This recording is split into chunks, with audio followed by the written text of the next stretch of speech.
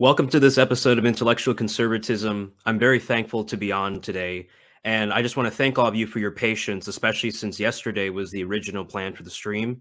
But unfortunately, my camera guy was unable to make the live stream work, but we recorded other things, and you'll see those later. Today, I'm going to focus on my case for the papacy from the new Eliakim typology, and I'll do it from the comfort of the new house that I'm in, and including, the setup that I have now. Doesn't look all too different from what I had before, but I'm thankful that, God has been good to my family and we've been able to move to a new place. So let me just say from the outset that I'm not going to be looking at the live chat. And so I hope that you guys will be civil. Jesus is watching, so please be respectful. And also, I'm going to deal with objections and questions on another stream. Today, what I'm going to focus on is just presenting the arguments for the new Eliakim typology and its relationship to the papacy. This is going to be a long stream. This is kind of like my definitive presentation on all the research that I've done on this argument. The PowerPoint that I'm presenting is over 100 slides. And so, buckle in, get ready, and enjoy this presentation. I poured my heart and my soul into doing this research, and I'm very thankful for all of the people who've supported me. And so let me add the PowerPoint to the stream and let me get started. Let me see. All right. And I hope that everybody can see the PowerPoint clearly. Let me actually go onto YouTube really quick and just check to see that the PowerPoint is appearing properly. And, at the beginning of the presentation, I'm also going to, be thanking various people. And so I'll allow time for people to trickle in. So let me see, I'm trying to pull it up on my phone to make sure it is appearing properly. My phone is being a little bit slow.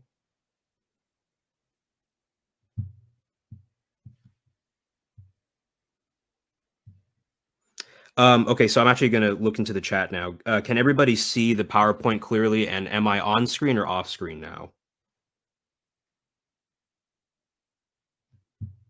Let's see. Oh, there we go. Okay, so everybody can see.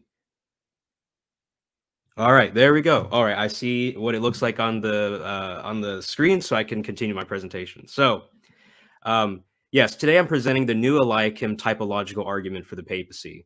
Let me begin by thanking St. John of Cologne. He's played a huge part in kind of giving me the inspiration and courage that I needed to present today, and he's also a fellow Dominican. He was martyred for his refusal to recant the doctrine of transubstantiation and papal supremacy. Let me also thank Daniel Vecchio, who has been a huge source of encouragement and also given patristic citations for the Isaiah 22, Matthew 16, 19 parallel, and other citations throughout the history of the church. Let me also thank Joe Schmid. So Joe Schmid helped me formulate the argument in a nice, rigorous way. So he didn't do any of the exegetical work or compiling the research, but Joe has been a good friend of mine, and he helped me put it in premise, conclusion format. And so I want to thank Joe for that. Seraphim Hamilton, who expanded my view on the Old Testament, and especially his arguments about the relationship between the temple and the government of ancient Israel, played a huge part in my thinking.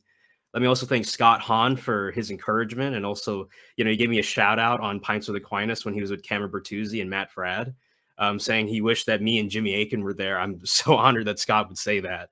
And also Scott helped me look into some of the possible patristic or at least earlier citations of the Isaiah 22 allusion in Matthew 16. Let me also thank Matt Frad, who kind of got me mainstreamed on this particular argument and has always been a huge source of friendship and building me up. My Catholic Answers family, Trent Horn, John Sorensen, and so many others who have played a part in encouraging me. And I actually want to thank Gavin Ortland as well. And I'm not being kind of snarky with this one. I actually think what Gavin has done with his arguments and his objections is he's helped me go back to the drawing board and fine tune the argument and make it as strong as possible. And also Gavin's been a good friend of mine, and we've always had good engagements. And now throughout the presentation, I am going to mention Gavin quite a bit. And the reason why is not because, I have an axe to grind with him, but it's because Gavin has been the most public critic of my argument and the way that I formulated it. And so Gavin obviously is going to be my main interlocutor. And so it's not meant to be personal at all. And Gavin and I are good friends. And, so I think, I hope people understand. All right, so here's the argument. So I've divided up into 3 phases, but let me just explain the premises in turn, right? So phase 1, textual illusion. There is a textual illusion between Isaiah 22:22 and Matthew 16:19.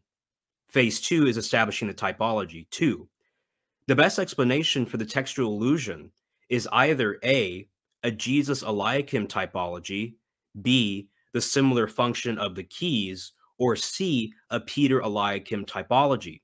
3, the best explanation is not A to B, therefore the best explanation is C. If the best explanation is C, then the textual illusion is probably a Peter Eliakim typology. 6, so the textual illusion is probably a Peter Eliakim typology. Phase 3, then to the papacy.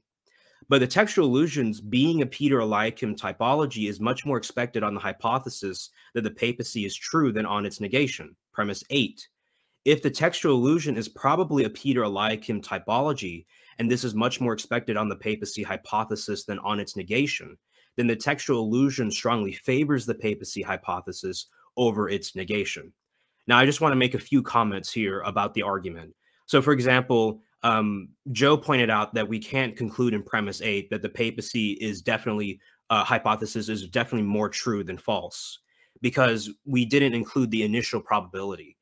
This argument is kind of framed in a Bayesian format, and so you would have to also include the initial probability and then assess whether or not this argument can overcome any barriers in the initial probability. Now, I think based on Cameron Bertuzzi's research, the initial probability is not going to be less than 0.5. It might be 0.5 or even above, but I think there's good initial grounds for believing, okay, God would establish an office like the papacy in the first place. And then what this argument does is supplemented with that initial probability. I think it gets us all the way home. The other thing too is that I formulated the argument in this way so that before what I did was I kind of, put a bunch of similarities and textual illusions and, clustered them all together. And that ended up kind of making the argument that I was presenting sloppy. And it made me stumble and even say that, oh, scholars agree that there's a typology, when in reality, they agree on a textual illusion, which Gavin has very helpfully pointed out. And so this argument actually helps me reorganize a lot of those pieces of evidence so that it's not sloppy. It's very precisely fine-tuned, and it focuses on what needs to be defended in each of the parts. So, for example, textual illusion. Is there one or is there not? Okay, if there is, then why is there a textual illusion in Matthew? And then what this does is it forces the opponent of the Catholic interpretation to offer their own interpretation of why there is a textual illusion. And in turn, then, that's when I think the case for the Peter Eliakim typology comes out strongest. All right, so let me explain what I mean by the papacy hypothesis, right? So the papacy hypothesis is simply the following. Christ established a successional Roman Petrine office or ministry that is supreme and infallible. All right, so obviously Christ is being the one who's establishing it. The office is successional, it's Roman, it's based in Rome, it's Petrine, it's based on the person of Peter. It's an office or ministry, so it's related to the ecclesiology of the church, or it's related to ecclesiology. It's supreme in the sense that it is an immediate, ordinary power. It's a power that the Pope has over all of the bishops. There's a superiority that he contains within himself. Universal jurisdiction is contained in this idea and other things. And then obviously it's infallible in the sense that the Pope can not only on his own, speaking the mind of the church, speak ex cathedra, but that he'll be protected from error in his definitive teachings. So the scriptural citation that I'm going to begin with is Isaiah 22:22 and Matthew 16:19. This is the core. These are the two core verses, right? So let me just read them. Isaiah 22:22. Then I will put the key of the house of David on his shoulder. When he opens, no one will shut. When he shuts, no one will open. Matthew 16:19. I will give you the keys of the kingdom of heaven, Jesus speaking to Peter, and whatever you bind on earth shall have been bound in heaven, and whatever you loose on earth shall have been loosed in heaven. Now, my only issue with the NASB is that in the original Greek, it's the kingdom of heaven, of the heavens. And whatever you bind on earth shall have been bound in the heavens. Whatever you loose on earth shall have been loosed in the heavens. Early church fathers like Origen noted the fact that in the Greek of Matthew 16:19, Peter binds and looses in the plural heavens, whereas in 18:18 with Peter and all the apostles together, it's in the singular heaven. Now, I don't know if there's any significance between the the difference of why Matthew uses one or the other. Jonathan Pennington has done a study on this, and he argues that there is a slight distinction, but for the most part, it's not going to be anything terribly different. But that will be relevant later on, which is why I mention it. So premise one, there is a textual allusion between Isaiah 22:22 and Matthew 16:19. So I'm going to use the textual allusion standard of Richard Hayes. And so I have a quote here by G.K. Beale in the Handbook of the New Testament Use of the Old Testament. He writes this, quote, probably the most referred to criteria for validating allusions is that offered by Richard Hayes. And I include the citations for where Hayes lays out these standards. And what I want to show with this is, look, there is actually a methodology in scholarship for identifying scriptural or textual allusions. And the 7 are listed on the side. Now, I want to also mention up from the outset, some people will say, well, okay, Swan, I agree that there's intertextuality, right, but not textual allusion. Well, the point is that even with intertextuality, you can have different kinds, right? So, for example, there's the notion of coincidental intertextuality, where it's just this idea that, okay, two texts seem to coincidentally align with each other, have similarities. Then there is obligatory intertextuality, which is what I'm arguing is going on here via the textual allusion principles and standards offered by Hayes. And so even if you want to frame it as intertextuality, I'm just going to, change maybe the dictionary a little bit to adjust to your terminology and say, okay, then it's an obligatory intertextual allusion. So these are the 7 standards. And what I'm going to do is explain each of them and then show after each explanation why it works in the case of Isaiah and Matthew. Okay, so premise 1, availability. Okay, so availability is the first of the 7 standards. Here's what Beale writes on page 33 of his book. The source text, the Greek or Hebrew Old Testament, must be available to the writer. The writer would have expected his audience on a first or subsequent reading to recognize the intended allusion. It's important that if I'm saying that, let's say Matthew is making an allusion back to Isaiah, that at least the text that he's using for the Old Testament would actually, align at least with how he's using the purported text in the New Testament. Now, I should also mention from the outset, too, that Richard Hayes formulated his argument for textual allusions for the Pauline epistles. But the standards that Hayes has used have been expanded beyond Paul into other kinds of textual allusions. And I'll go into more detail later on maybe the limits to some extent of Hayes' methodology. But for the most part, I think it's airtight. So when we look at the different translations of Isaiah 22, we have, for instance, the Great Isaiah Scroll, which was discovered with the other Dead Sea Scrolls. And I'm using the Fred P. Miller translation. Now, the dates on the Great Isaiah Scroll kind of vary from 356 to 100 BC. But the point that I want to say here is that this manuscript that we have, right, is incredibly early for the Hebrew text of Isaiah, right? And so obviously it says, and I will give him the key of the house of David upon his shoulder, and he will open and no one shall shut. And oh, sorry, that might be a typo. And no one will, and what he opens, no one will open. Might be a typo. Sorry, I apologize. Now, other people have said, why not the Septuagint, right? And so one thing that I noticed is that there are certain versions of the Septuagint that contain the key of David and other versions of the Septuagint that don't. If you go with, for instance, the Brenton translation published by Hendrickson, it's going to have both the glory of David, and then after the glory of David, there's the key of the house of David, and whatever he opens, no one shall shut. Whatever he shuts, no one shall open.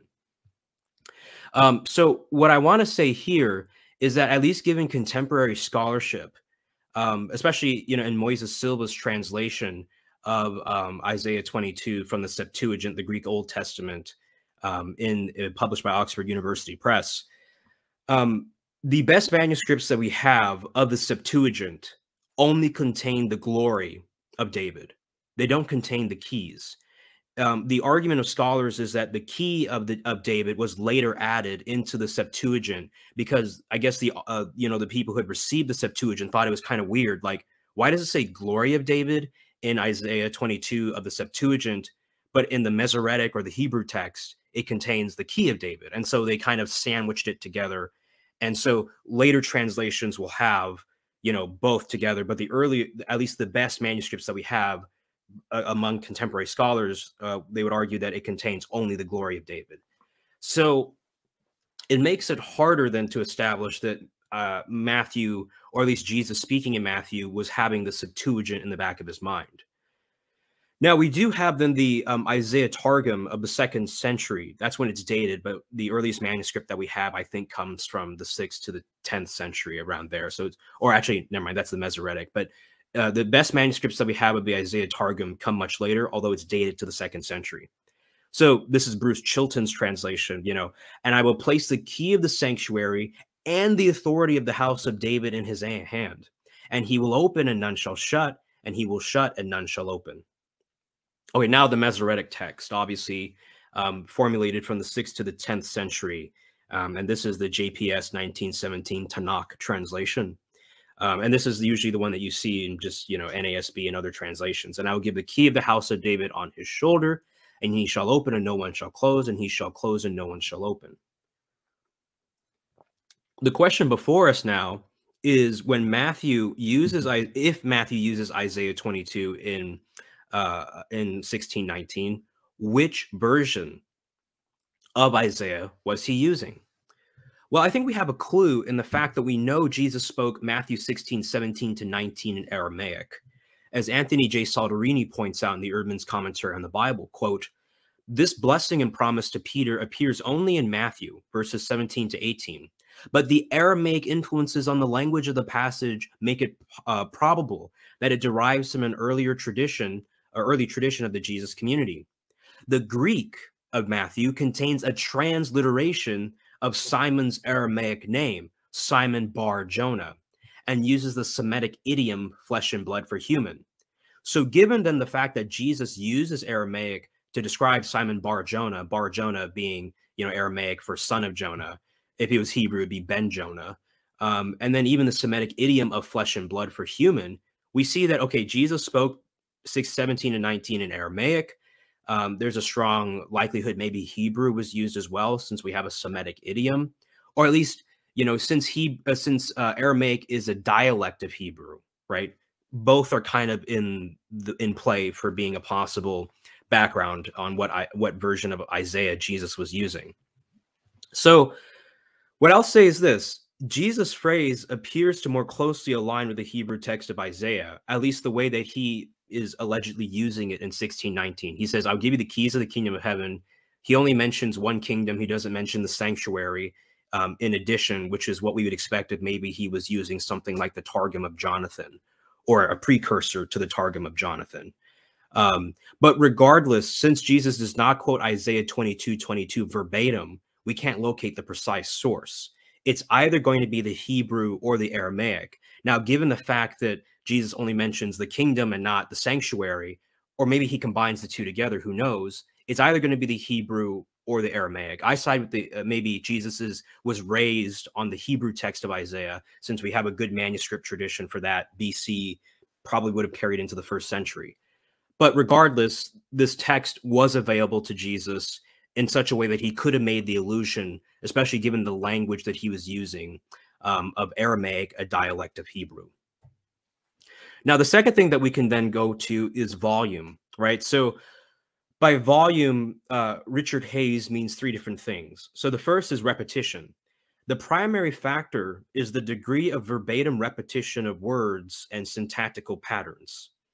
The second is precursor, right? So volume also depends, however, on the distinctiveness, prominence, or popular familiarity of the precursor text. So for example, like let's say that, you know, he gives the example of when Paul uses in 1 Corinthians 8:6, for there is one God and one Lord. And this is an allusion back to the Shema in Deuteronomy 6:4, right? Where it says, you know, behold, Israel, your God is one, right? So there's this idea that if the precursor text is strong enough, where if you only cite a few words, but everybody knows what you're talking about, then that gives a strong indication that in the new text, or in the text that is alluding back to the original text, that is what it's doing. So for example, if I say something like, 407 years ago, you know that I'm talking about the Gettysburg Address. Or if I say Our Father, right, you know I'm talking about the Lord's Prayer, right? So if there's something like this going on, that can strengthen the idea that there is an illusion going on. The final thing is rhetoric. And I believe this is mentioned by Hayes in the 2005 book, Conversion of the Imagination. He says, finally, the volume of an echo is affected subtly by the rhetorical stress placed upon the phrases in question, both within the precursor text and in Paul's discourse, or simply the later text, right? So, for example, if in the text of Genesis 1:3-5, I believe it mentions, light being created, right? Well, and then in 2 Corinthians 4:6, we see light being mentioned once again. If the same rhetorical stress is being used in the old text and in the new text, then that probably means that Paul intends to use the precursor text because it has the same rhetorical use. And so it would fit the rhetorical use of the later text, right? So for example, let's suppose that in the Old Testament, I have something like, there's this grand reveal of the Son of Man, right? And let's say in the New Testament, there's a moment where, for example, Jesus says you'll see the Son of Man riding on the clouds of heaven, right? Obviously an allusion to Daniel 7. But in both contexts is this kind of grand rhetorical reveal of the Son of Man, which occurs obviously in Mark's gospel when Jesus is before the Sanhedrin. There's a similar rhetorical stress. So that might also increase the probability that there is a textual allusion in both contexts. Okay, so, and, just to give another example of how a textual allusion might work, for example, in terms of repetition under volume, you might see similar Greek words being used or similar words being used in both passages, or even just similar themes. Like, for example, Hayes points out that in Romans 8:33-34, it has this idea, Paul has this idea of justification followed by condemnation. And then when you go back to Isaiah 50, verse 8, where Hayes is arguing there's this illusion, you see likewise not only similar Greek words, but actually similar themes of, justification, and then also who contends with me, who confronts me, who judges me, right? So Hayes is arguing that that's a way in which volume can be used to establish an illusion. Okay, so I want to be fair here and say that Hayes intends that both be present, not only the verbatim repetition of words or certain words, but also syntactical patterns. Now, the thing that we have to admit is that in Matthew 16:19, there's barely any verbatim repetition of Isaiah 22:22. None of the words are repeated verbatim, except maybe "and," right? And that's it. But we see a strong syntactical correspondence between both passages, and I've laid out what the syntactical correspondences are. Let me first just read what it is without the notes that I've added, right? So God will give key or keys of kingdom to man whose authority is exercised in a definitive and contrastive manner. Okay, so now let's look at what it is in particular, put the meat on the bones. So obviously, in both passages, you have God, okay, speaking. At least, Isaiah is speaking for God, or God is speaking through Isaiah. But in both contexts, it's God speaking in the first person, right? Where in Isaiah 22, the office of Shebna is being deposed and being replaced with Eliakim. And then God speaking through Isaiah to Shebna is saying, I will give the key, right? Speaking of Eliakim, he says, I will give the key of the house of David. Okay, so Jesus says, I will give the keys of the kingdom of heaven. Both times God is speaking in the first person. Both times it's also future tense. Eliakim, it says that I will give the key of the house of David, future tense. Or Jesus says, I will give the keys of the kingdom of heaven, future tense, both times. Now, you do have key and keys. You have a variation of that in both passages. I'm going to go into more detail why it doesn't matter that one is singular and one is plural. And then kingdom, right? So you have the house of David and you have the kingdom of heaven, and they're given to a man, Eliakim in Isaiah, Peter in Matthew, whose authority is exercised in a definitive way. So no one shall in Isaiah, and Jesus says in heaven in Matthew. And also the use of this authority, or the authority itself, is contrastive, right? So in Isaiah, it's open shut. In Matthew, it's bind loose. So we have strong syntactical correspondences between both passages. Now, what I want to say here is that I think Richard Hayes' work is a useful starting point, right? And we should only differ from it if given sufficiently good reason. So Hayes wants us to both have at least some verbatim repetition of words and syntactical correspondence. But I'm going to argue here for 3 reasons that there's still a good reason to affirm repetition in the case of Matthew and Isaiah. The first is that Jesus will sometimes modify the scriptures that he uses given his context and intention. And so this doesn't preclude then Jesus actually citing Isaiah, but Jesus might be kind of modifying it for his purposes in Matthew. The second is that a reasonable explanation can be offered for the lack of verbatim word repetition here. The third is that the syntactical correspondence are accepted by scholars as a valid means for sustaining an illusion. And so where I think here we can say that Hayes's argument might work for Paul, but given the context of the Gospels, we might need to kind of modify it a little bit. So first, Jesus modifies scripture when he cites it or alludes to it. So R.T. France in his book, Jesus in the Old Testament, notes 12 examples where New Testament quotations of the Old Testament differ from both the Masoretic text and the Septuagint. Now, I want to focus on these examples. So in Mark 10:9, Matthew 19:18 and 19, and Luke 18:20, Jesus places the command to honor one's parents last or near last in a summative list. However, the Old Testament places this command first in its summative lists, Exodus 20:12-16, Deuteronomy 5-16. So in all contexts of the synoptics, this is when the rich young ruler approaches Jesus, and there's this, Jesus gives a statement on what the basic tenets of the commands of God's law are.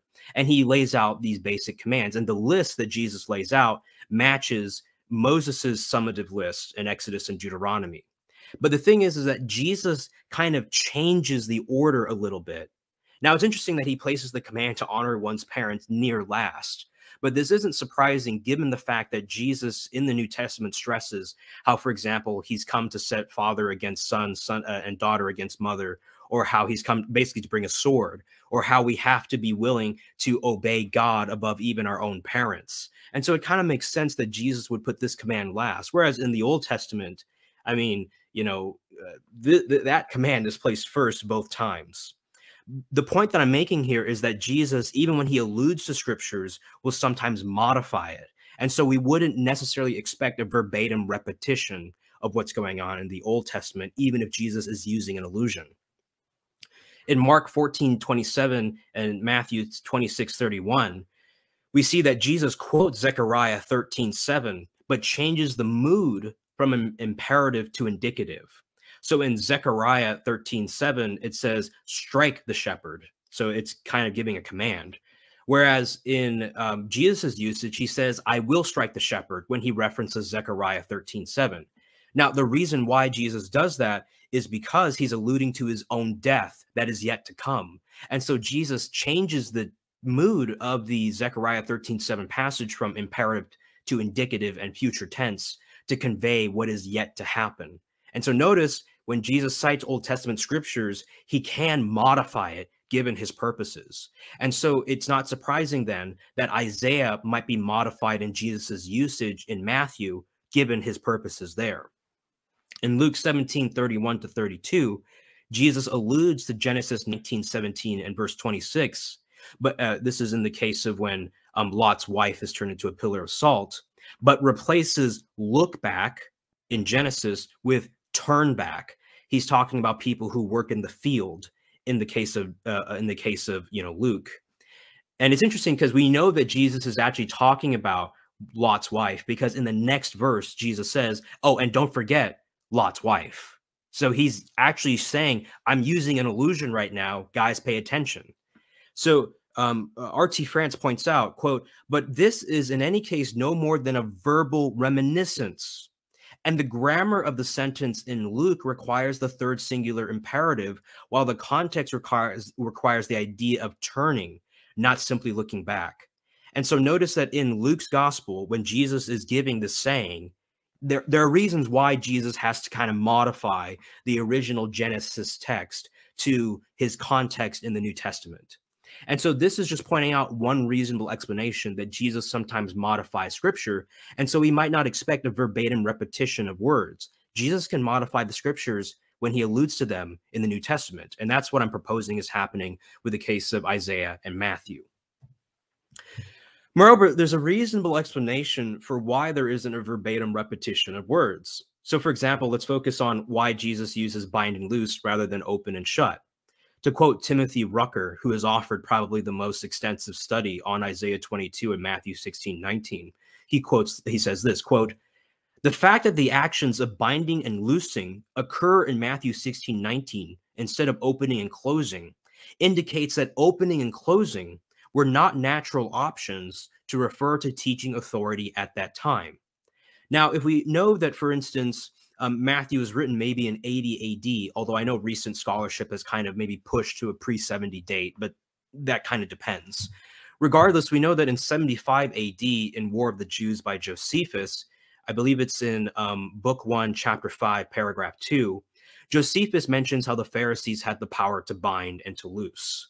So given the fact that we have this usage of referring to the public administrative authority of the Pharisees and their ability to basically teach and bind the people to their rulings, it would make sense that Jesus would use something that's a bit more contemporaneous, binding and loosing, rather than opening and closing.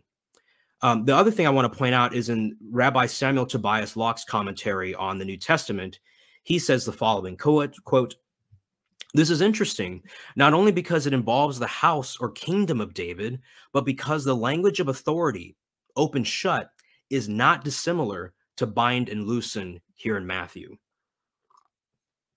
There's more that can be said here about, for instance, the meaning of binding and loosing and opening and shutting.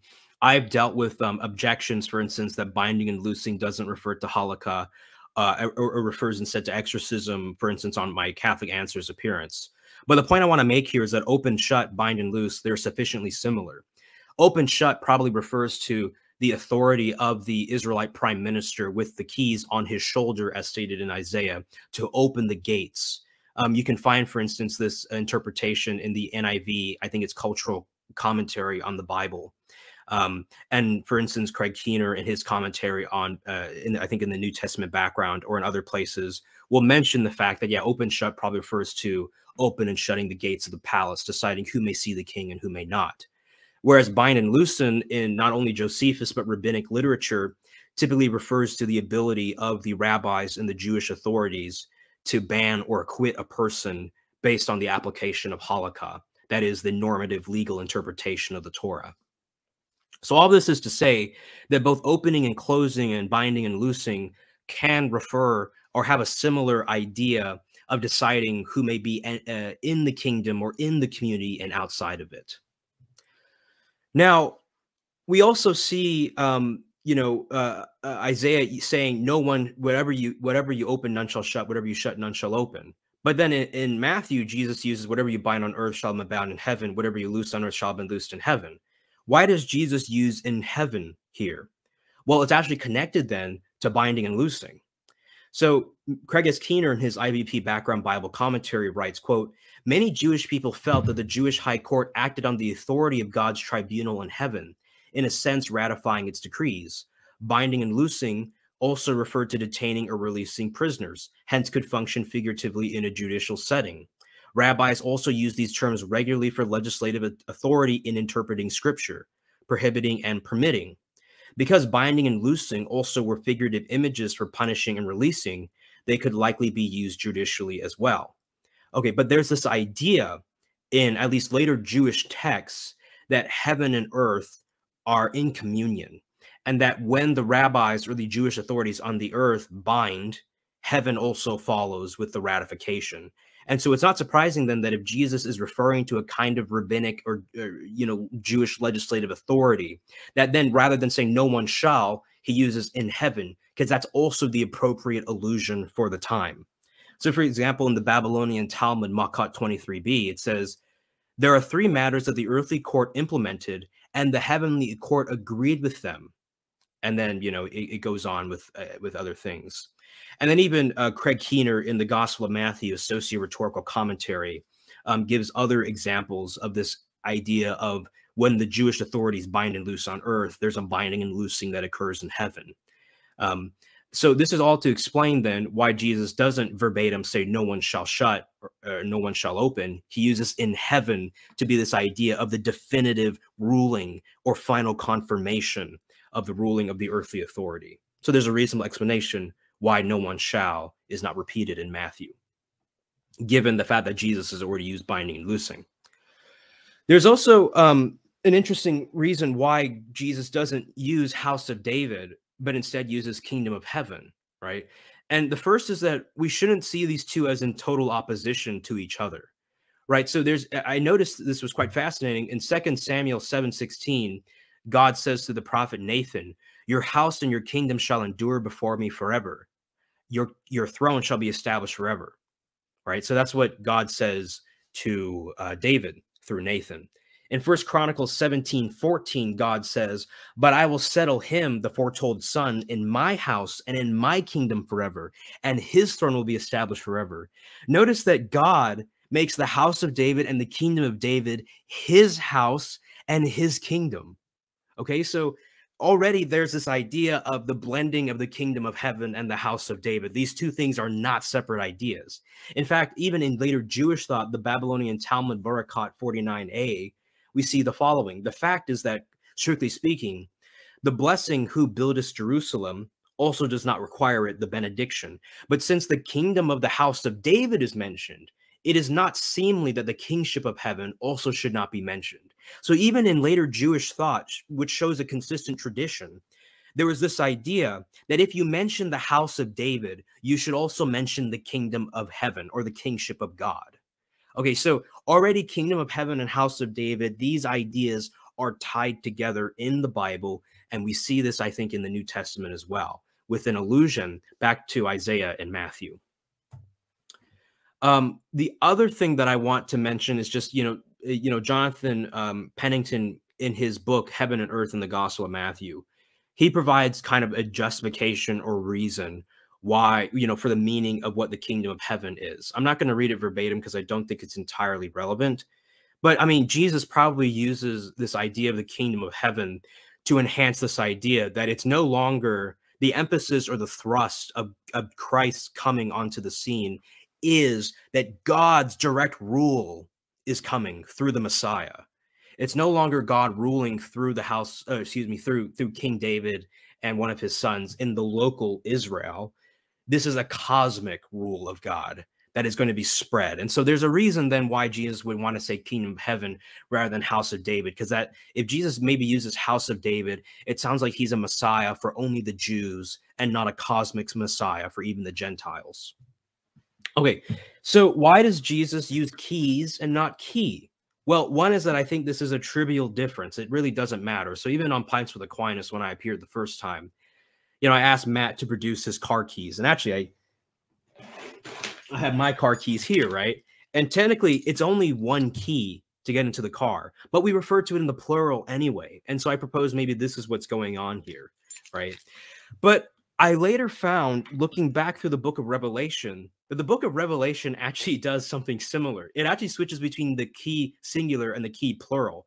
So in Revelation 1:18, obviously Jesus, who has the keys, it says here, and the living one, and I was dead, and behold, I'm alive forevermore, and I have the keys of death and of Hades, right? And a lot of people will say this is an allusion back to, Matthew 16, 18, where the gates of Hades will not prevail against the church. And so, Jesus has the keys, right? But then you see in Revelation 3:7, when the allusion to Isaiah 22 is made, it says, he who is holy, who is true, who has the key of David.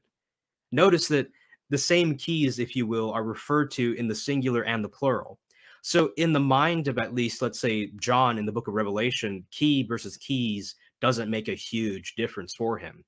Likewise, G.K. Beale in his book, The Handbook of the New Testament Use of the Old, he says, the difference in singular key and plural keys is likely not significant. But I mean, one could maybe argue that the reason why keys are used in the plural is because Jesus is the Son of David and the Son of God. And so they correspond to these two kingdoms in the one Messiah. And I mean, I like that interpretation, but I just don't think that key versus keys is relevant. But when I look through R.T. Francis' commentary, New International Critical Commentary on the Gospel of Matthew, France actually offers an interesting footnote, and he cites Ulrich Luz. And Ulrich Luz proposes there's a reason why the keys are plural. So here's what he says, quote, "Now Peter's function as a rock is stated. The issue is no longer the church's building, but the keys to the kingdom of heaven.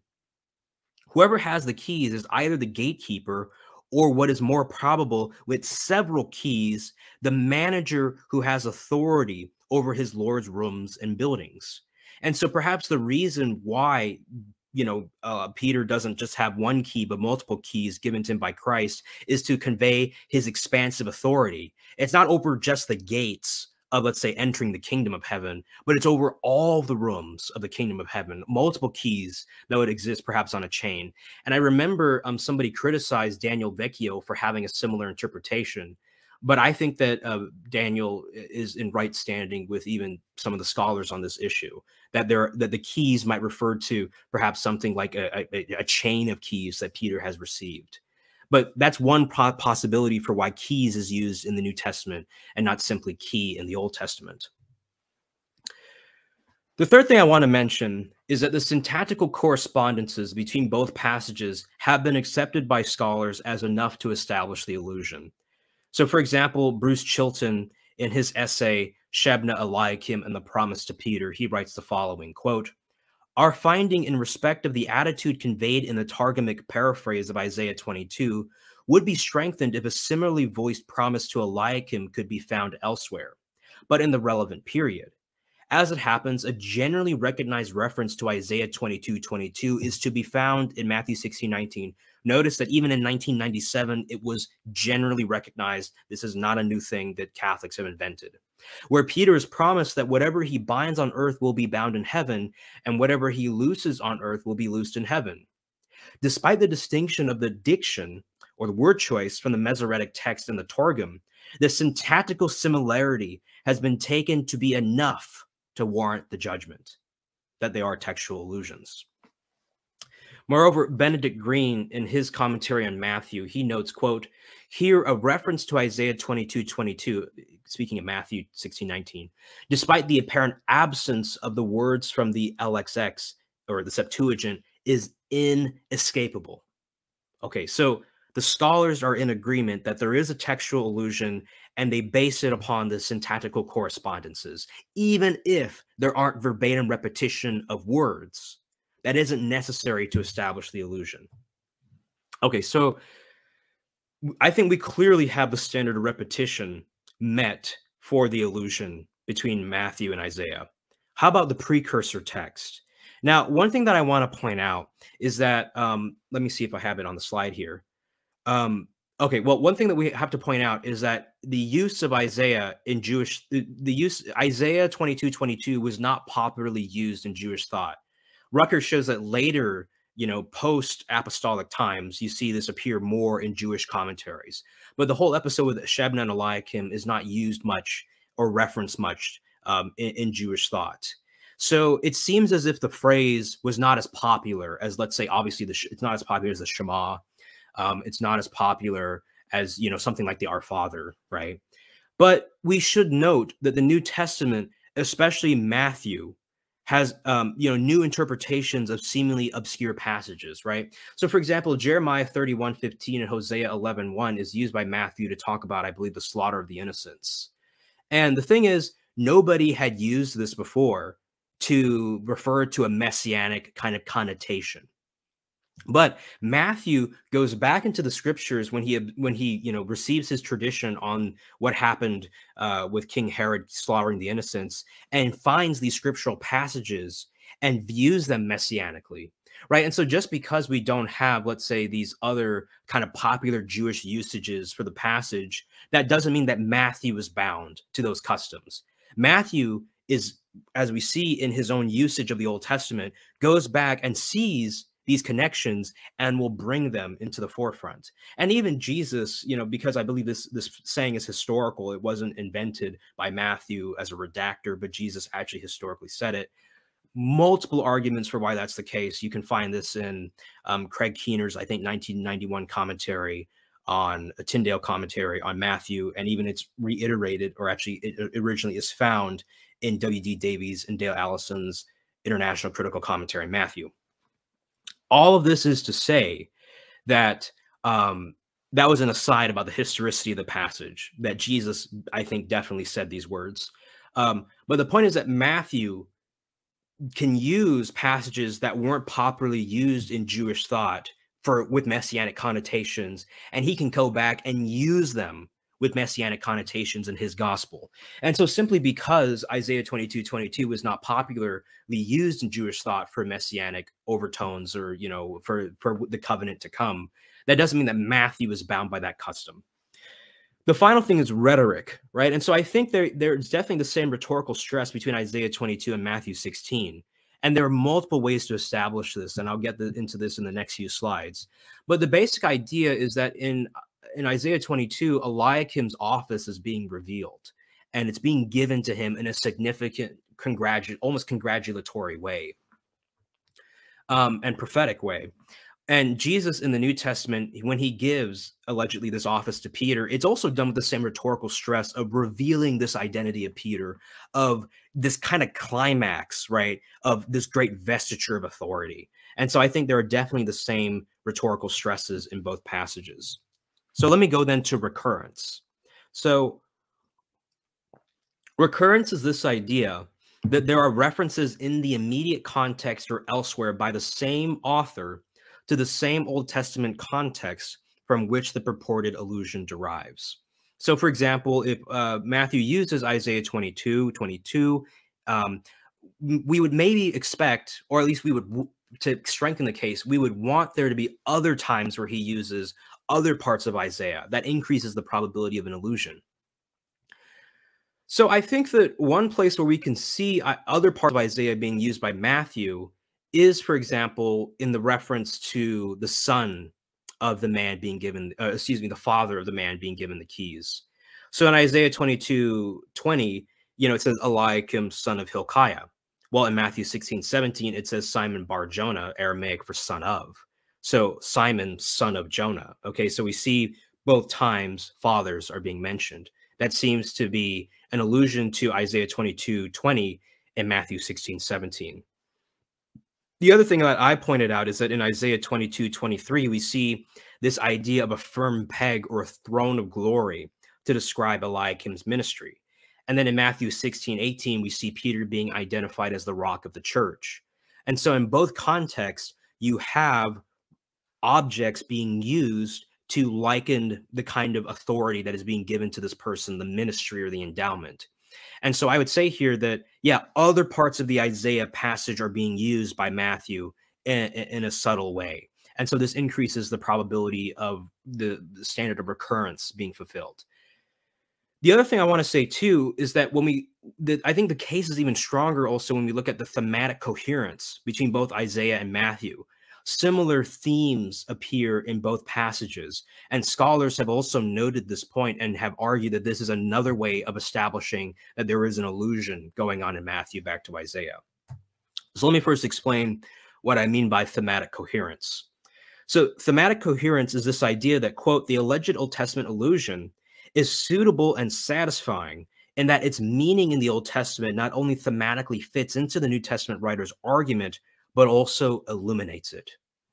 So, for example, Rucker in page 162 of his More Seebeck book, he makes an argument that Isaiah 22 appears in Matthew 16 with this idea that, as you know, there's a transition from Shebna to Eliakim. Jesus is arguing that there's a transition from the Pharisees and the Sadducees to Peter. So here's what he says, quote, rather, the actions of binding and loosing are fitting substitutes in context, a transfer of teaching authority for the kingdom of the heavens from the Pharisees and Sadducees, 16:5-12, to Peter, 16:16-19. Additionally, the shift of leadership from one authority to another understandably evokes the context of Isaiah 22:22 for some scholars. Thematic coherence. Or even in Walter Brueggemann's commentary on Isaiah 1-39, he uses this example of Peter conveying both Shebna and Eliakim in a way through thematic correspondence. He says, quote, "We may extrapolate, as the church always has done, to recognize that immediately after this high investiture of Peter, the very next paragraph in Matthew condemns him as a would-be Shebna who is unfaithful. 'Get behind me, Satan. You are a stumbling block to me, and for you are setting your mind not on divine things, but on human things.' Thus, Shebna and Eliakim model the shame and glory that is always being enacted toward the second in command in service to the king." So there's a theme of shame and glory going on. Now, I know what somebody's going to say at this point. Someone's going to say, oh, well, then, Swan, there's a new Shebna typology going on here, right? And the reason why that's not the case is because when we go back to the syntactical correspondences, it's primarily between Peter and Eliakim. The theme, however, of Shebna's disloyalty can appear again, I think, elsewhere to enhance the allusion back to Isaiah. But I don't think that Peter is a new Shebna, especially given the fact that Peter actually successfully completes his ministry for Christ. And so to say that Peter's the new Shebna is unfitting in that way. Or at least maybe you could say that Peter's the antithesis of Shebna. But regardless, I don't think there's a new Shebna typology going on here. Only the themes of shame and glory are being repeated. And moreover, the syntactical correspondence nails Peter and Eliakim together. Anyway, and then John T. Willis, in his essay on Isaiah 22:15 and its function in the New Testament, John T. Willis has done extensive studies on Micah and Isaiah. He points out that there's also this idea of Eliakim's rise and fall that is repeated in Matthew. So he says this, quote, "The sequence of Peter's God-revealed confession of Jesus, followed by Peter's Satan-motivated objection to Jesus' proclamation that he must suffer and die, corresponds strikingly to the sequence of God's elevation of Eliakim to Shebna's office, followed by a prophetic announcement that he and all his household will fall. The language of Jesus' promise to give Peter the keys of the kingdom of heaven calls to mind God's promise to Eliakim to Isaiah 22:22. That might be the proper word there. And the sequence of Peter's confession of and opposition to Jesus calls to mind the sequence of Eliakim's rise and fall. So notice other scholars who are defending the textual allusion between both passages are noting the thematic coherence between both of them. Now, if you recall, when satisfying the recurrence criterion, I not only cited Isaiah 22:20 and and another part of Isaiah, but I also mentioned that I wanted to put thematic coherence there as well to establish that there are recurrences going on. Now, someone might say, Swan, that's an illegitimate kind of, hodgepodging the two standards together so that you can build up your case, right? When in reality, you're admitting that the case for recurrence is weak. My response is that actually scholars know that Hayes's criteria can overlap. And so sometimes you could have something that is in thematic coherence that could be a piece of evidence for recurrence as well.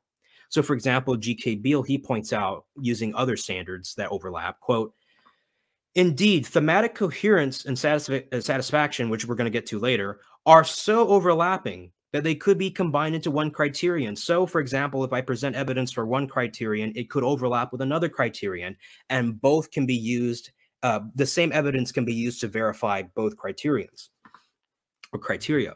They both focus on how the theme from the Old Testament context functions in the New Testament theme, in the New Testament context, and how much that Old Testament theme," so notice you could even throw in thematic coherence with what Beale is saying, "illuminates the New Testament author's argument in the context. Likewise, the first, availability, and fifth criteria, historical plausibility, have some overlap. Thus, one could reduce Hayes's 7 criteria to 5. The point is that Hayes's criteria can overlap. The same evidence that you might use for one criteria could also, a criterion could satisfy another criterion. All right, so the fifth one for establishing a textual allusion is historical plausibility. So here's what Hayes writes, quote, "Could Paul in fact have intended the alleged meaning effect of any proposed allusion? And could his first century readers have understood it? And then Hayes also says in his 1989 work, let's see here, the value of the test is to make us wary of readings that turn Paul into, say, a Lutheran or a deconstructionist. One implication of this criterion is to give serious preference to interpretive proposals that allow Paul to remain a Jew. So basically what Hayes is saying here is that, okay, if we're proposing a textual allusion, the textual allusion should not knack of anachronism. You know, the allusion shouldn't be grounded or somehow justified on, let's say, oh, well, Paul is, you know, kind of arguing in a way that would not actually jive with the Judaism of his time, right? And so I can't think of an example off the top of my head, but there's this idea that, okay, let's respect the historical context. And if you're saying there's an allusion, does that allusion make sense in the Jewish context of the New Testament? Now, obviously, Hayes is referring here to Paul, but you could let's replace Paul with Matthew, and I think you get the same idea of what I'm saying. So, is there historical plausibility for an allusion back to Isaiah 22 and Matthew 16? Well, the first thing to point out is that the text of Isaiah was widely considered scripture during the time of Jesus, and it's also constantly used by the New Testament writers to validate the messianic claims of Jesus. So there's a strong historical plausibility that we would have an allusion back to Isaiah when Jesus' status as the Messiah and the Son of the living God would be revealed. Moreover, I mean, given the fact that the keys of the house of David belong to the house of David, the allusion back to Isaiah 22 makes Jesus not only stand in the person of God, because, you know, God is the one who gives the keys of the house of David to Eliakim, but it also makes Jesus stand in the place of the Davidic king, because the keys belong to the house of David. And so there is a valid messianic chain to why Isaiah 22 would be used in the Matthew 16 context. It does place Jesus in the position of being the son of David over the house of David, such that he can give the keys that are mentioned in Isaiah. Now, as I mentioned before, you know, the keys Isaiah 22 was not widely discussed by Jews during this time. You can see that quotation from the Theological Dictionary of the New Testament. But nonetheless, it is used messianically in Revelation 3:7. And so I think this also needs to count as something relevant. At least another apostle, John, recognized that Isaiah 22 could be used messianically. And G.K. Buell argues this point, and Gerhard von Rad, in his two-volume work, Old Testament Theology or something like that, also makes a similar argument for a messianic typological usage. So the point is that among the apostles who were Jews during this time, using Isaiah 22 messianically was not unheard of. And so even if other Jewish literature does not use Isaiah 22, you know, messianically, the apostle John used it that way. And so at least that increases the probability that this was not absent from even the mind of Matthew. So I think there's definite historical plausibility between an Isaiah-Matthew allusion. Let's see here. And then also, you know, I explained elsewhere, you know, where I think that this allusion works for establishing the Davidic messianic claims of Christ.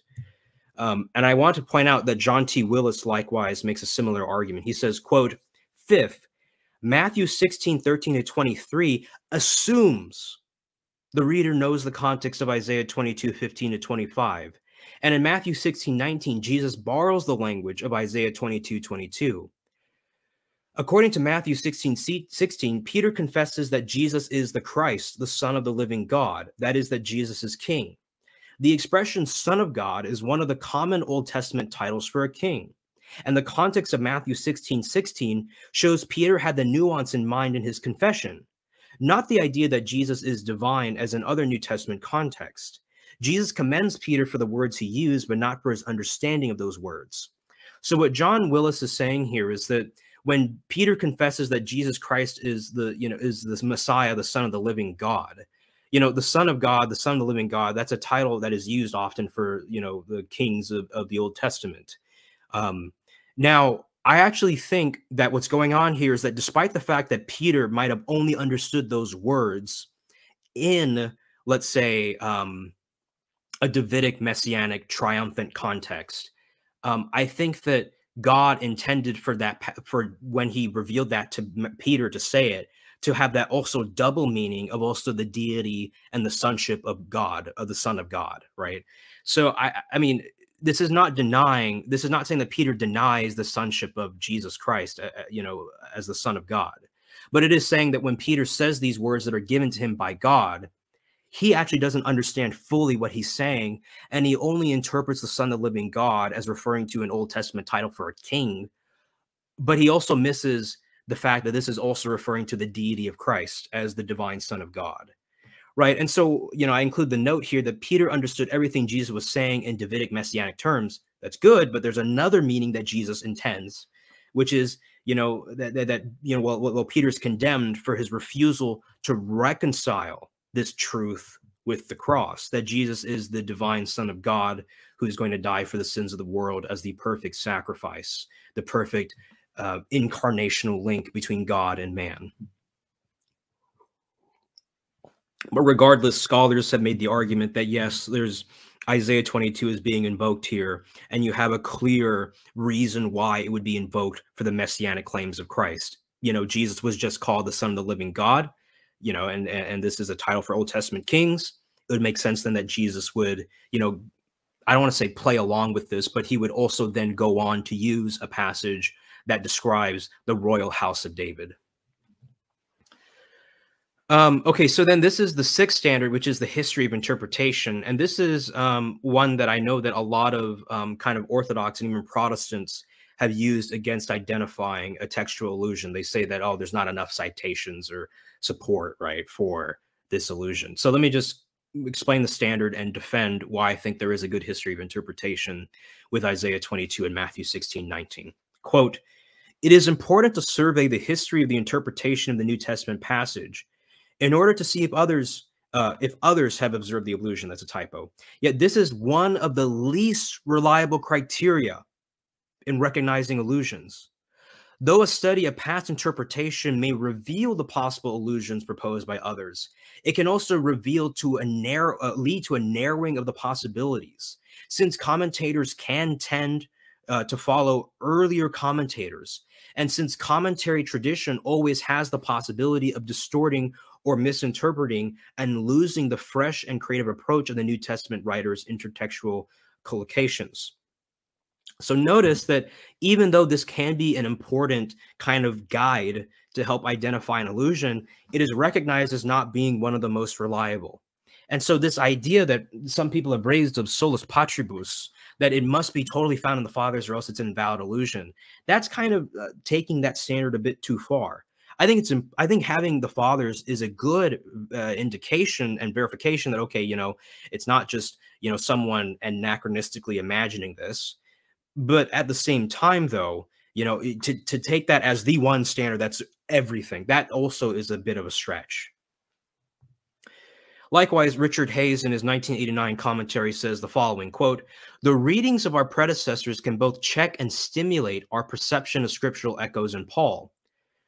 While this test is a possible restraint against arbitrariness, it is also one of the least reliable guides for interpretation, because Gentile Christian readers at a very early date lost Paul's sense of urgency about relating the gospel to God's dealings with Israel, and slightly later began reading Paul's letters within the interpretive matrix of the New Testament canon.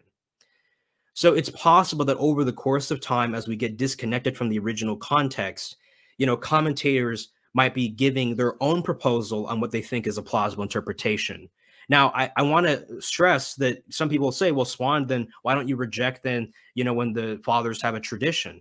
The reason why is because there's a difference between when a father is claiming they have a tradition from the apostles and when a father is engaging in an exegetical tradition that may or may not have come from the apostles, right? And so I think there's a difference between the two, in that I think the latter can be mistaken, or it has to be judged by its merits, whereas the former, I think, stands on its own. If it's a tradition from the apostles, then that, as Paul talks about in 2 Thessalonians 2:15, that counts as a valid guide for the church. But regardless, I'm kind of getting out of topic here. But the point is that, yeah, history of interpretation can help point out certain things, but it's not the end all be all. Now, I was delighted to learn from Daniel Vecchio and actually from Father Christian Capps and William Albrecht that we do have an early patristic reference to Isaiah 22:22 from Matthew 16:19 in a church father. So let me quote Joanna Manley, who writes in Isaiah Through the Ages, published by St. Vladimir Seminary Press, quote, "The principal patristic commentators on the book of Isaiah were Theodoret of Cyrus, St. John Chrysostom, St. Cyril of Alexandria, and Eusebius of Caesarea." Now, we have in Theodoret of Cyrus an allusion, a recognition of the allusion back to Isaiah 22 and Matthew 16. Now, I know I've seen people say when Daniel presented this on my YouTube channel, oh, but Theodoret was a controversial church father. He's not a saint. He might be blessed, but and it's like, no, you're changing the goalpost, right? You're changing the goalpost to that point. What we want to see is in the history of the interpretation of Isaiah 22 and Matthew 16:19 was an allusion recognized. And this is the earliest one that we have on record, and it goes to the 5th century. So the translation that I have here is from Father Capps, and it's from an unpublished book manuscript that he's working with William Albrecht titled "A Pope Gone Wild." And this is the manuscript that he gave me from the March 15th edition of the manuscript. Maybe he's updated it. But here's what Father Capps notes. He notes, quote, this is quoting Theodoret now. First, he's citing the Greek so Theodoret uses a certain version of Isaiah and then gives the commentary. So, "And I will give the glory of David to him, and he shall rule, and there will not be someone contradicting. And I will give him the key of David's house upon the shoulder of him, and he shall open, and no one shall shut, and he shall shut, and there will not be someone opening." Now, I know what someone's going to say here. Oh, but Swan, you said that this isn't the most reliable manuscript according to the scholars. While that's true among the scholars, that doesn't mean that that Theodoret didn't have access to at least a version of the LXX. That's what matters here, right? If what version of the LXX did he have? And then, okay, so anyway, going on this matter too, our own realities are prototypified. It's a typology. He's using the word prototype. "For he," Jesus says, "whatever you should bind upon the earth shall be bound in the heavens, and whatever you should loose on the earth shall be loosed in the heavens." Now, this is going to be a battleground passage because, Joanna Manley, when she translates this passage, she thinks that it's an allusion back to Matthew 18:18 and not 16:19. And even when I had Daniel Vecchio on my show, he thought that since the words for "you" are plural, that this is a reference to 18:18. But what Father Capps found was that the use of heavens is plural, and that is only found in 16:19. So what's going on here? Well, so Father Capps makes the argument that it is, it's only referencing 16:19. Now, he might change his mind and also say it references 18:18, but I'm saying that what he told me was that it's 16:19. What I proposed to Daniel Vecchio, and I was able to convince Daniel of this point, was that it's possible that Theodoret mashed the two verses together so that he uses the "you" plural of 18:18, but uses the heavens plural of 16:19. And so Theodoret is making the allusion back to both from 16:19, 18:18 to Isaiah 22. Okay, so that means that definitely 16:19 is being considered a typological allusion to Isaiah 22:22. I should also mention that Joanna Manley, in her translation of this passage, she considers the version of Isaiah that she thinks that Theodoret used was only the one with the glory of David, not the key of David. But I think that what makes more sense is that it would be the key of David as well, because with the glory alone, you won't really get, and yeah, without the key of David and the open and shut, I don't think it's possible to really see the allusion back to Isaiah. And so I think that Theodoret has the Greek variant that Father Katz is proposing, and not the one that Joanna Manley proposes in her translation. So anyway, let's see here. And I will get, okay, so, and I shall establish him as a ruler in a faithful locale. So Theodoret moves from 22 to 23. And he shall be unto the throne of glory by the house of his father. So then Theodoret says, according to this quote too, he gives to him, St. Peter, the priestly and governing jurisdiction. Wherefore too he was mindful of David. For David is not a priest, but a king, but all the same he, Jesus, orders the priesthood. So this is a definite allusion back to Isaiah 22, recognized by Theodoret and Matthew. Now, there might be a few places where I disagree with Theodoret. Like, for instance, I think that David was simultaneously a priest and a king of sorts. But the fact is that even when you look at, for instance, the Patrologiae Cursus Completus Syrius Graeca, Thomas 11 LXXI, which is, I believe, 81, on page 355, on the footnote of that translation of Theodoret's commentary on Isaiah, the commentator, or maybe it's Theodoret, I don't know who exactly it is, but the footnote under this passage says that Theodoret is citing Matthew 16:19. So this is definitely an early citation of allusion of Isaiah back to Matthew. Also, the reason why I'm looking this way is because I have a large screen that I'm using to kind of help me see, because it's a bit hard here. And I should also mention that, throughout history, so if we had to make a chart of the amount of allusions, of the times that these allusions were made, from Isaiah to Matthew, in 22 to 16, admittedly, in the early patristic period, maybe only Theodoret, maybe Ephraim, but I'm more convinced of the Theodoret one.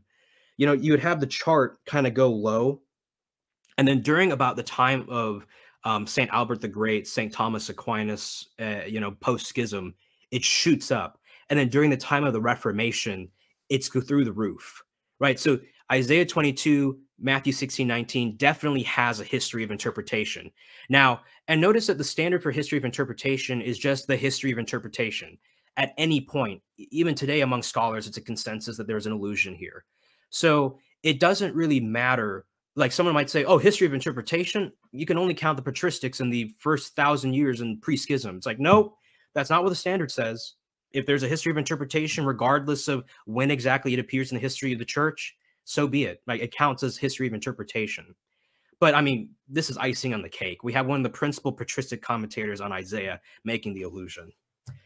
And if you want to see more of kind of these allusions, Daniel has posted. I had Daniel on my channel, and he's addressed in the comments section some objections to his research. Okay, so let's get to satisfaction then. So satisfaction is this idea, quote, with or without confirmation from the preceding 6 criteria. So obviously this stands alone. Does the proposed allusion and its interpretive usage make sense in the immediate context? Does it illuminate the surrounding context? Does it enhance the rhetorical punch of the point being made by the New Testament writer?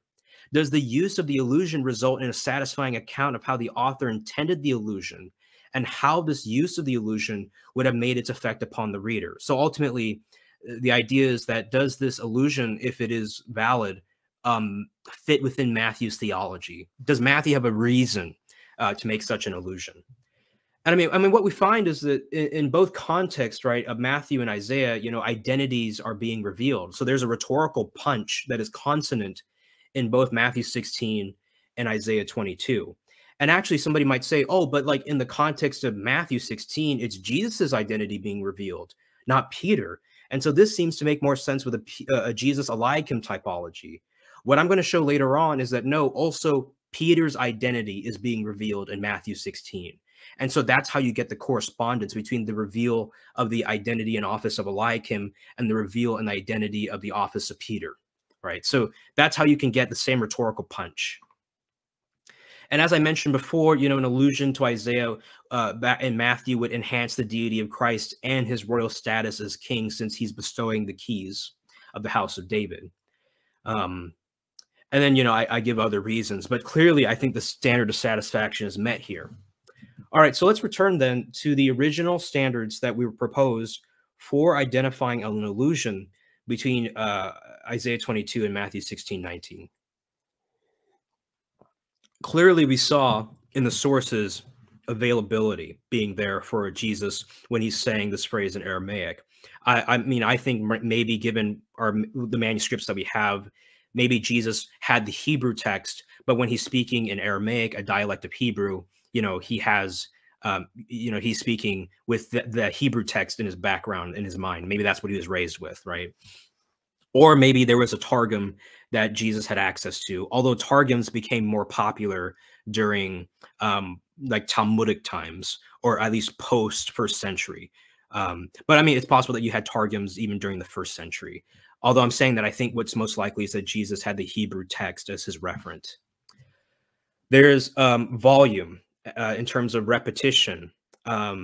Maybe not so much in the kind of prominence, although I think a case could be made for the prominence of the Isaiah 22 text, given how even John uses it messianically in Revelation 3:7.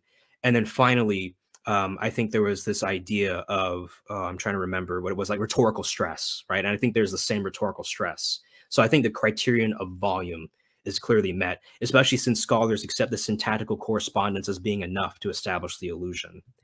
You have the standard of recurrence clearly being met, I believe, as as we reviewed, for instance, the ways in which other parts of Isaiah seem to be referenced or alluded to in Matthew 16, and even the thematic coherence that's there.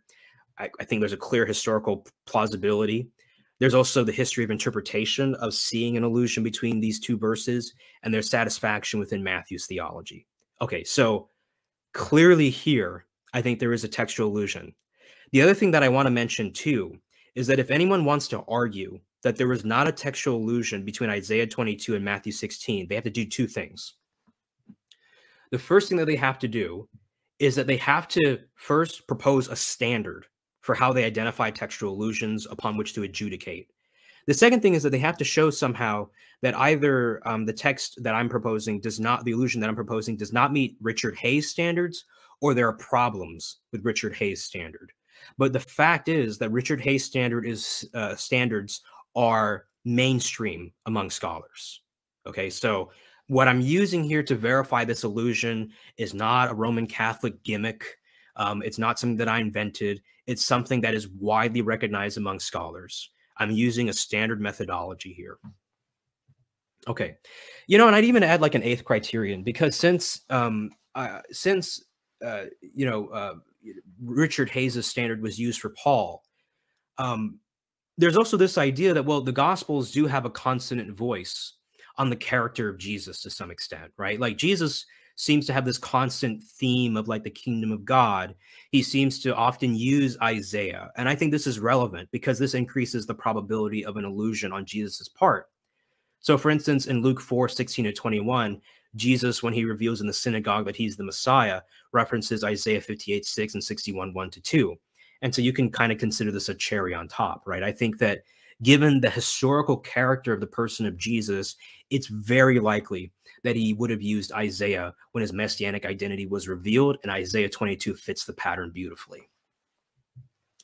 So, to conclude at least this first phase of the argument, which has lasted us nearly an hour and a half, but it must be done because I'm very serious about establishing an allusion. We see, for example, what I've quoted before with Patrick Gray, where he says that many scholars discern an allusion to the ancient Israelite practice of the king granting authority to a prime minister who, as holder of the key of the house of David, is deputized to make binding decisions on his behalf. Likewise, Craig L. Blomberg says the keys to the kingdom 16:19 almost certainly is based on the identical metaphor in Isaiah 22:22. Or even R.T. France, when he says in his book, Matthew, Evangelist and Teacher, Isaiah 22 generally is regarded as the Old Testament background to the metaphor of the keys here. And so, I remember Gavin Ortland kind of, mentioned these before, and he said, oh, yeah, there's a textual allusion here. And I want to say, thanks to Gavin, I'm able to order this properly, right? So yes, there is a textual allusion between Isaiah and Matthew. I'm no longer, you know, and I sloppily said that they agreed on a typology, right? No, they agree on a textual allusion. And so now I'm able to put these passages in their proper argumentative context. And so I want to thank Gavin. But obviously some might say, okay, Swan, do you have any new sources? Like you cited these last time when you were on Capturing Christianity and Responding. Well, yes, I do actually. So G.K. Beale, in his handbook on the Old Testament and New Testament use of the Old, he cites several published sources. And so in this section of the book, G.K. Beale is saying, these are the go-to sources that you want to use for identifying allusions in scholarship, right? And so he says, quote, several published sources indicate where quotations and allusions occur in the New Testament. The first source to turn to is the 27th edition of the Nestle Aland Novum Testamentum Graeci. The editors have placed in the outer margins of each page an Old Testament reference where they think a quotation or allusion occurs in the corresponding part of the body of this Greek New Testament text. Interpreters still must decide whether the references to allusions meet the criteria for being valid. Okay, so obviously just because the Novum Testamentum Graeci says it, that doesn't mean that it's definitive, infallible, ex cathedra, right? That there is an allusion.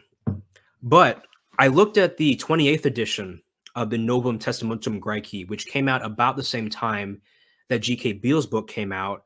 And so, you know, Beale only had the 27th edition, the 28th edition, you know, he wouldn't have access to it just yet.